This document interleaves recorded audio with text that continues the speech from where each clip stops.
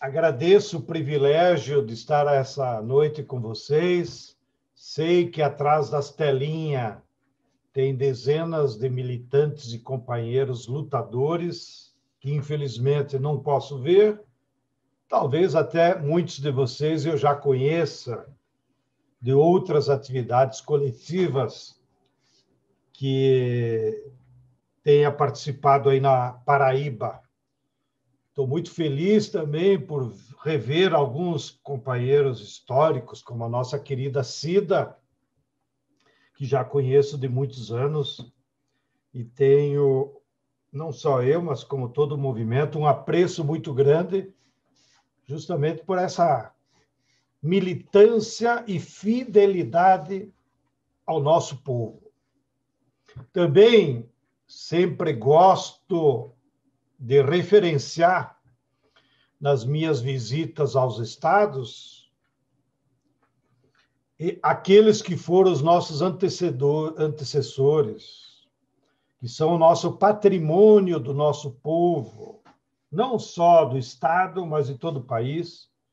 E no caso de vocês da Paraíba, quero fazer uma referência especial ao nosso querido Celso Furtado, que nesse ano completaria 100 anos, que é um dos homens mais sábios que tivemos no século XX, e os nossos queridos João Pedro Teixeira e Elizabeth Teixeira, precursores da luta pela reforma agrária, que organizaram as Ligas Camponesas, que é, na verdade, a avó do MST.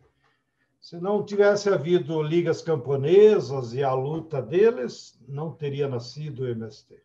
Nós somos os netos. E não há neto sem ter avô. E o nosso eterno reconhecimento à luta deles e de tantos que deram, inclusive, suas vidas aí na Paraíba, na luta pelo sonho de ver a terra dividida. Tá? Bem, aqui, como vocês podem imaginar, não me chamaram para falar de saúde, até porque o Daniel, que é a autoridade máxima, já deu a sua contribuição. Então, acho que o meu papel é compartilhar com vocês algumas reflexões sobre a situação política e, sobretudo, o que fazer. Tá? Não como uma receita, mas como uma reflexão. Porque também, ao longo desses meses de reclusão, tá? Eu, pelo menos, estou aqui numa cadeia, logo estou querendo pular essa janela. Mas, enquanto não vier a vacina, tá? Não voltarei à aula, como disse a Maria de Jesus. Então, ao longo desses meses, seja no MST, na Frente Brasil Popular, nos muitos movimentos populares, houve também um intenso debate, que o tal do Zoom permitiu, inclusive, democratizar, ampliar e podermos fazer reflexões coletivas a nível nacional sem custo. E o meu papel, eu acho que é justamente sistematizar essas reflexões para ir devolvendo para a militância, na forma de sínteses, que possam ser um passo a mais, e assim a gente seguir refletindo, porque não há milagres, nem há receitas, nem há soluções milagrosas. E olha que quem nos recomenda isso é o Papa Francisco, que ele podia usar a autoridade moral dele e ficar pregando regra, mas ele não faz isso. Ao contrário, ele nos instiga ao debate, à reflexão. Não é? Nós tivemos também uma sorte, como parte da contradição positiva dessa crise, que nesses meses todos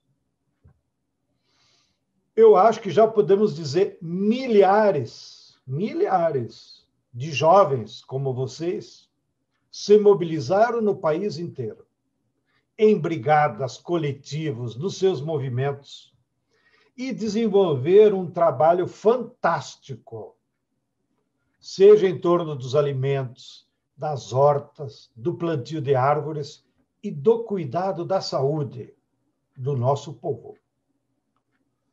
Em ações solidárias que são, de fato, uma sementeira de uma nova sociedade. Porque o capitalismo, com toda essa perversidade que ele se baseia no individualismo, cada um por si, e o diabo para todos, nesse caso. No egoísmo e no consumismo, que são falsos valores. São antissociais, né? Que se tu é individualista, se tu é egoísta, só você é o bom. Como, inclusive, prego nas universidades. Espero que a DUF nos ajude a derrubar o Lattes. O Lattes é o símbolo do egoísmo universitário, porque cada professor quer ser melhor que o outro. Ué, o conhecimento científico é universal e não tem dono. Tá? Bem, brincadeiras. Então, a solidariedade é um princípio de vida que é uma vacina contra o capitalismo. Porque ele vai semeando novas práticas, uma nova forma de vivermos. Primeiro, nos salvarmos, né? Do maldito Covid. Mas também como uma sementeira de novas práticas para derrubar o capitalismo. Porque, no fundo, o Covid e outros vírus que virão aí, segundo os cientistas nos advertem, esse é só mais um, virão outros, porque é na forma expoliativa da natureza, na forma de criação de animais em larga escala que o capital faz, que gera esses vírus incontroláveis, que não haviam antes, não passavam da natureza para nós. Eu, inclusive, deixo sempre aqui à mão um livro que quero compartilhar com vocês, que eu estou lendo, porque é grandão, né? Ó. Esse livro, possível que o Daniel conheça, a Cida também, e se não conhecerem, vai aí o tema de casa. Comprem pela internet, que eu comprei pela internet, o correio entregou aqui em casa. É de um cientista da Universidade da Califórnia, Rob Wallace. O nome do livro é Pandemia e Agronegócio. E ele relata aqui, com pesquisa científica de 15 anos lá na Universidade da Califórnia, como todos esses vírus foram produzidos por conta desse tipo de agricultura do agronegócio. De desequilibrar a natureza, de ficar criando porco feito minhoca, junto aí 10 mil criadeiras num único espaço, 50 mil galinhas num único espaço. As galinhas poedeiras no Brasil não podem caminhar. Você já viu? Crime maior. E depois ficam brigando porque surgiu a febre avícola. É óbvio que vai acontecer. Bom, então o capitalismo vai continuar produzindo esse tipo de enfermidades. Daí porque o nosso grande programa tem que ser pós-capitalista. Bom, isso é uma reflexão geral. Ainda na reflexão geral, que queria compartilhar com vocês, é que nós estamos vivendo um período da nossa história muito difícil. Difícil, porém contraditório. É difícil porque é um contexto de aprofundamento da crise do capitalismo. E a crise aparece na economia, na sociedade, nos valores, como já me referi, na crise ambiental, que já me referi, e também, da qual vocês estão na primeira trincheira, a crise de saúde, provocada pelo Covid e pela ausência das políticas públicas do governo federal para ajudar a combatê-las. Países que os governos assumiram desde o início a coordenação, através, inclusive, dos seus presidentes, mobilizar a sociedade, eles enfrentaram de uma maneira muito rápida e sem muita dor. Olha, o Vietnã tem 100 milhões de pessoas. Morreram 75 pessoas.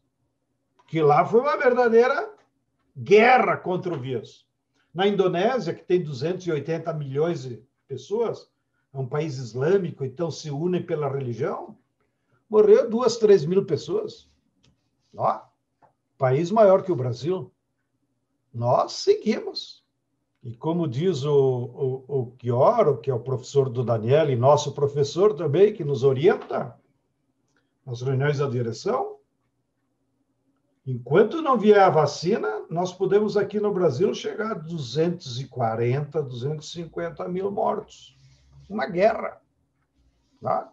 E por que isso aconteceu? Porque o presidente da República, nessa guerra, assumiu o lado do inimigo. Ele esteve sempre ao lado do Covid e contra o povo. Então, em vez de organizar o povo para derrotar o Covid, ele lá na trincheira passou para o lado do Covid e atacou o povo. O resultado é isso aí. 173 mil mortos até hoje. Bom, então, essa natureza de um governo neofascista irresponsável contribui para o aprofundamento da crise, não só na saúde, mas também na economia. Bom, esse contexto que eu estou falando é para vocês terem em conta que mesmo com a vacina, como nos advertiu o Daniel, nós vamos ter um longo período de crise ainda. Nós não vamos terminar essa crise logo aí, porque é uma crise sistêmica, estrutural do capitalismo. Nem sequer nós vamos resolver, anotem aí, com as eleições de 2022. Nós queremos que a esquerda volte ao poder e deve voltar ao poder, tá? De preferência, se for coordenada pelo Lula, que é um homem comprometido com o nosso povo.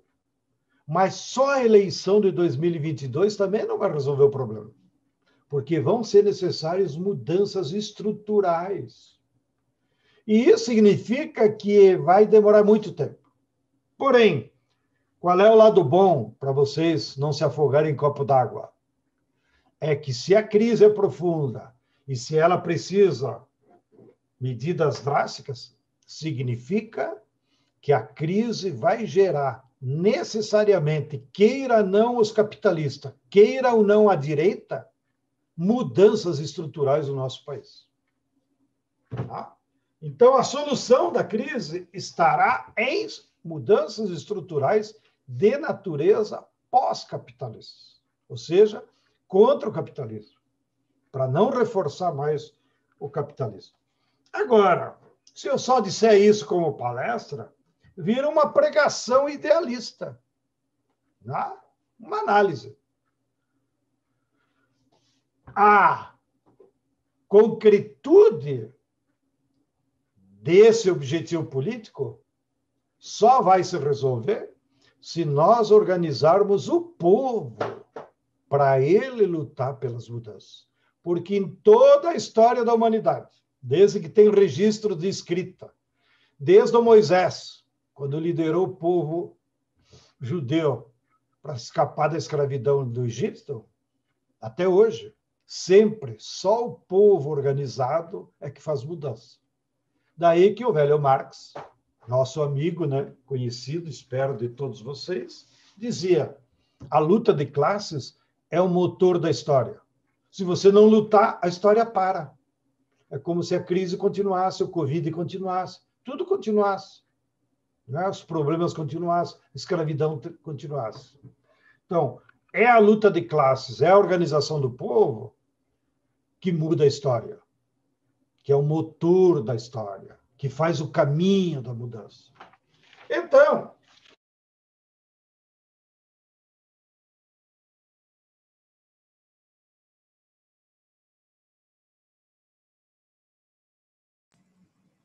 João, seu microfone fechou. Obrigado. Por que eu estou otimista? Por causa dessa contradição dialética. O capitalismo não vai mais oferecer solução para os problemas fundamentais do povo, nem para produzir os bens necessários, nem como políticas públicas. O capitalismo não consegue mais garantir emprego, moradia, educação, alimento para todo o povo. Ele só vai garantir para uma minoria. Então, a luta pelas mudanças emergerá com muito mais força. E nisso, qual é o nosso papel? Agora, então, por favor, não interpretem como manual nem receita. Estou compartilhando reflexões que nós temos feito com esses milhares de agentes populares que estão atuando nas periferias. E olha que beleza, para nós não se assustar. A esquerda fazia anos que não chegava lá na periferia. A esquerda havia se conformado com a luta institucional, eleger vereador, prefeito, deputado, governador, como se isso fosse suficiente. Isso é necessário, porém insuficiente. Então, foi o Covid que nos obrigou. É como se a água batesse na nossa bunda e nós tivéssemos que aprender a nadar.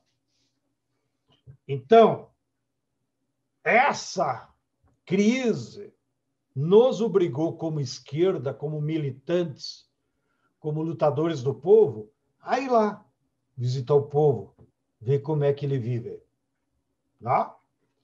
E por isso que agora nós temos que recolher toda essa experiência riquíssima que vocês tiveram, que apareceu, inclusive, de forma resumida aí na mística inicial, que aconteceu em todo o Brasil.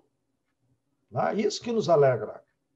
Esses mesmos vídeos nós podíamos passar para cada cidade do Brasil, eu tenho certeza, da igreja, do movimento sindical, de algum grupo, de algum partido, teve atividade desse tipo. Então, agora, o que nós temos que aprender dessa experiência para darmos o próximo passo?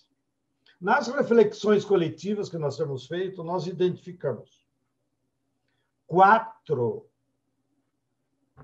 iniciativas que nós temos que fazer como militantes.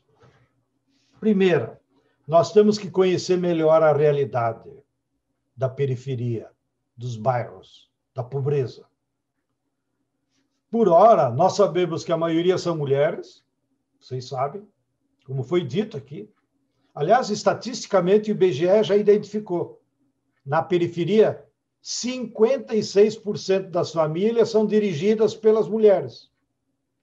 É porque elas mandam no marido? Não, é porque o marido sacana se picou e deixou lá a companheira pendurada em 2, 3, 4, 5 filhos.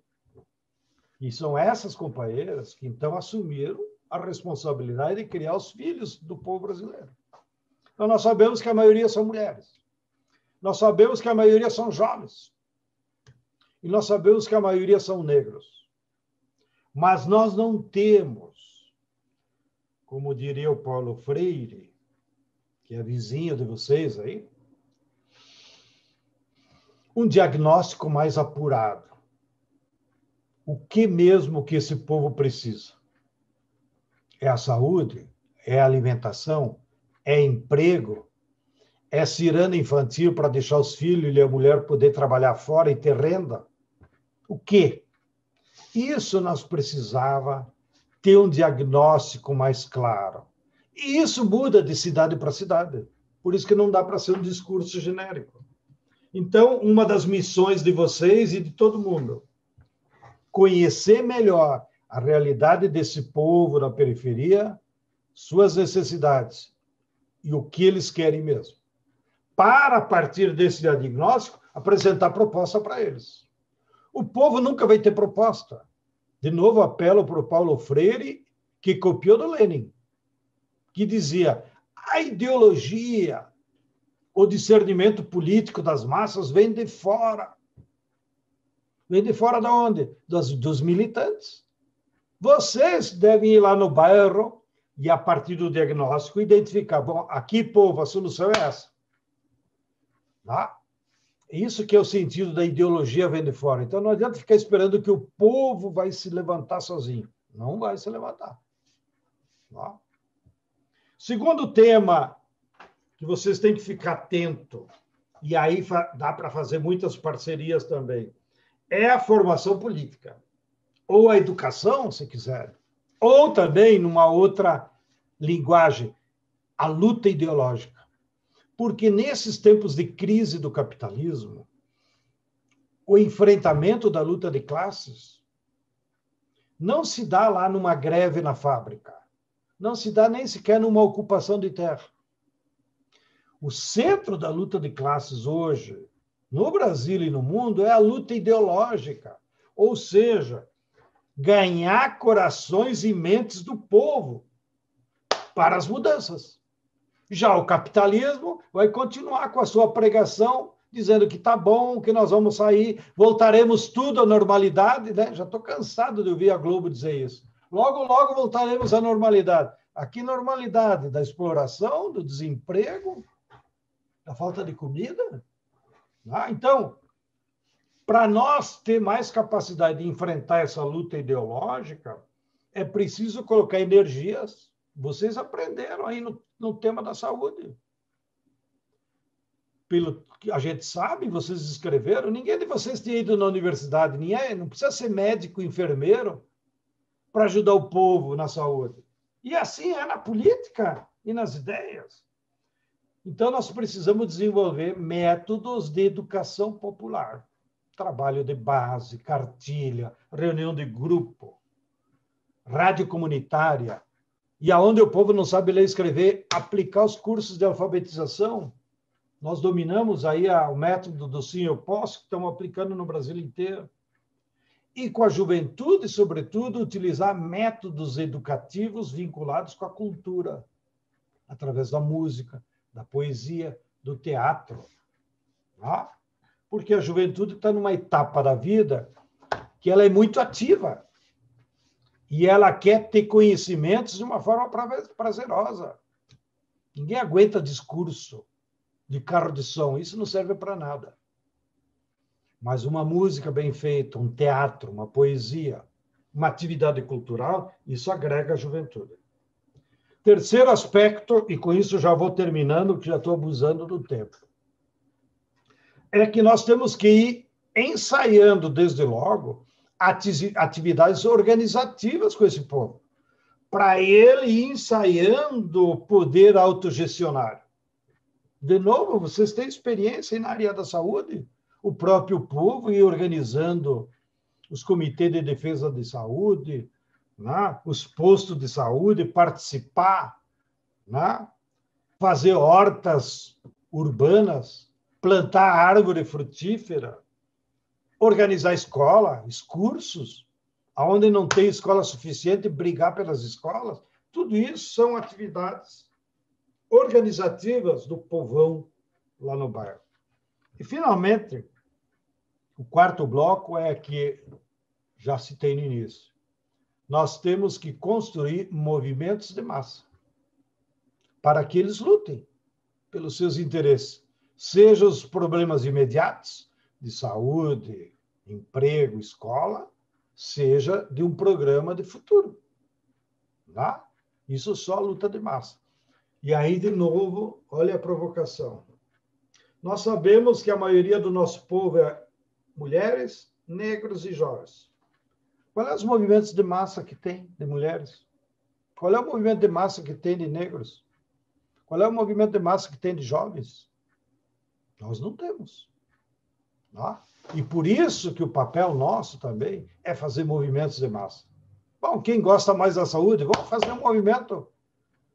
Lá no final da ditadura, os mais velhos se lembram, aqui em São Paulo, em várias capitais, houveram um grande movimento de massa, movimento popular pela saúde, tá? Que deu origem, depois da Constituinte, ao SUS. Vocês acham que o SUS só foi uma ideia brilhante lá do Sérgio Arouca e do Davi Capistrano, que eram bons comunistas, então eles tinham uma visão estratégica da saúde pública. Mas se não houvesse base popular, para pressionar, não teria sido incluído na Constituinte. Tá? Aliás, aqui quero abrir um parênteses. O Davi Capistrano Filho, que é um dos autores intelectuais do SUS, né, ele e o pai dele, Davi Capistrano, eram paraibanos.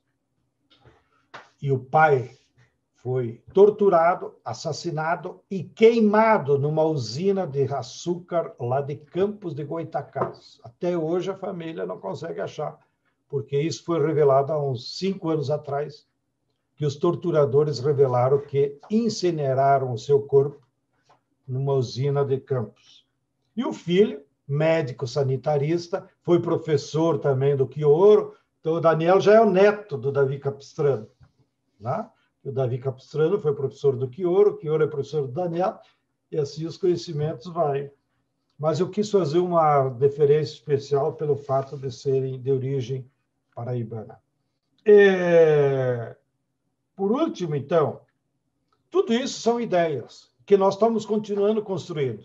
Então, a de lei depois deve ter o Zoom de como acessar, mas nós queremos fazer uma atividade desse debate, né, de como organizar o povo e tal, a partir das experiências de vocês, que vai ser dia 7, 8 e 9 de dezembro, todas as manhãs. Né? Um debate nacional. Então, não tem limite de quem participa. É claro que, como nós hoje aqui, não dá tempo as pessoas falarem.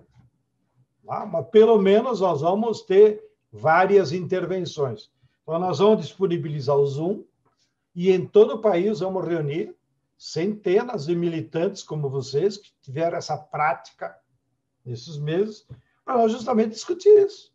Qual é a metodologia de trabalhar com o povo? E aonde que nós vamos centrar? Porque, no fundo, com isso termino. Nós temos que superar essa espécie de maniqueísmo, eu diria, da esquerda e na periferia. Que, aliás, em geral, ela só vai em tempos de eleição. O grande desafio que nós temos é como a periferia seja de esquerda. Tá? E não apenas que os militantes vão lá. Então, vocês estão indo lá agora para semear, para que no futuro eles sejam as árvores da transformação. Um grande abraço a cada um e a cada uma de vocês.